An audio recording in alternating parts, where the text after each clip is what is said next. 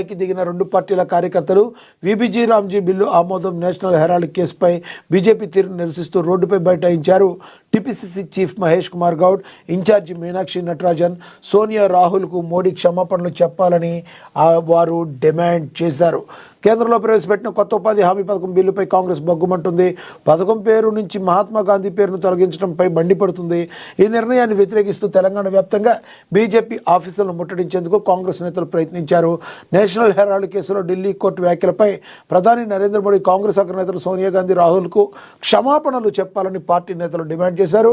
నేరుగా కీలక కాంగ్రెస్ నేతలు రంగంలోకి దిగి బీజేపీ కార్యాలయం ముట్టడికి ప్రయత్నించడంతో నాంపల్లి పరిసర ప్రాంతాల్లో సుమారుగా 2 గంటల పాటు టెన్షన్ వాతావరణం అయితే నెలకొంది. మరి ఈ పరిస్థితులు చల్లబడాలి అంటే మరి దీనిపైన ఒక ఫుల్ స్టాప్ పెట్టాల్సిన అవసరం ఉంది. కేంద్ర ప్రభుత్వం అసలు ఆ నిర్ణయం ఎందుకు తీసుకుంది, మరి ఏంటనేది ఇంకొంత క్లారిటీ రావాల్సిన అవసరం అయితే ఉంది. ఇక ఏపీలో జనాభా సంక్షోభం రెండో బిడ్డల కంటే ప్రోత్సాహకాలు ఇచ్చే యోచనలో ఉందని కూడా తెలుస్తుంది.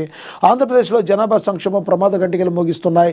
రాష్ట్రంలో సంతానోత్పత్తి రేటు ఆందోళనకరంగా పడిపోవడంతో భవిష్యత్తులో తలెత్తే తీవ్ర పరిణామాలను నివారించేందుకు ప్రభుత్వం కీలక చర్యలకు సిద్ధమవుతుంది. ఇందులో భాగంగా ఫ్రాన్స్, హంగేరీ వంటి దేశాల్లో అమలు చేస్తున్న తరహాలో రెండో బిడ్డను కనేవారికి ప్రత్యేక ప్రోత్సాహకాలు అందించే ప్రతిపాదన పరిశీలిస్తున్నట్టు ఓ ఉన్నతాధికారి వెల్లడించారు. గురువారం అమరావతిలో జరిగిన 5 కలెక్టర్ల సదస్సులో ఈ ఆందోళనకరమైన గణాంకాలను రాష్ట్ర వైద్య ఆరోగ్య కుటుంబ సంక్షేమ శాఖ కార్యదర్శి సౌరవ్ గౌర్ బయటపెట్టారు. జాతీయ సగటు 28.4 ఏళ్లతో పోలిస్తే ఏపీలో సగటు వయసు 32.5 ఏళ్లుగా ఉందని, ఇది రాష్ట్రం వేగంగా వృద్ధాప్యంలోకి వెళుతుందనడానికి సంకేతమని ఆయన వివరించారు. రాష్ట్రంలో సంతాన ఉత్పత్తి రేటు 1.5కు పడిపోయిందని, ఇది సాధారణంగా ఉండాల్సిందే 2.1 కంటే చాలా తక్కువ అని తెలిపారు. ఈ పరిస్థితి ఇలాగే కొనసాగితే 2040 నాటికి రాష్ట్రంలో వృద్ధుల జనాభాపై ఆధారపడి వారి సంఖ్య భారీగా పెరుగుతుందని హెచ్చరించారు. ఈ సందర్భంగా ముఖ్యమంత్రి చంద్రబాబు మాట్లాడుతూ తగ్గుతున్న సంతానోత్పత్తి రేటుపై తక్షణమే స్పందించాలని, దృష్టి సారించాలని అవసరమే అన్నారు. ఒకప్పుడు కుటుంబ నియంత్రణకు పెద్దపీట వేసిన తాము ఇప్పుడు జనాభాను పెంచేందుకు ప్రోత్సాహకాలు ఇవ్వాలన్న పరిస్థితి వచ్చిందని పేర్కొన్నారు.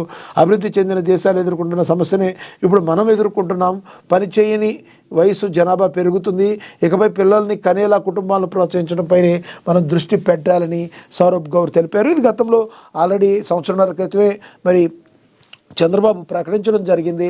మీరు ఎక్కువ మంది పిల్లల్ని కనండి, మరి అలా కంటే మేము అధికారంలోకి వచ్చాక మీకు తగిన ప్రోత్సాహకాలు ఇస్తామని గతంలో చంద్రబాబు చెప్పారు. ఇప్పుడు చెప్పిన విధంగానే ఇప్పుడు చేస్తున్నారు. మరి అదంతా కూడా ఆందోళన కలిగే విషయం ఏంటంటే మరి సగటు రేటు 1.5కు పడిపోయింది. ఉండాల్సింది అసలు 2.1 జననాల రేటు.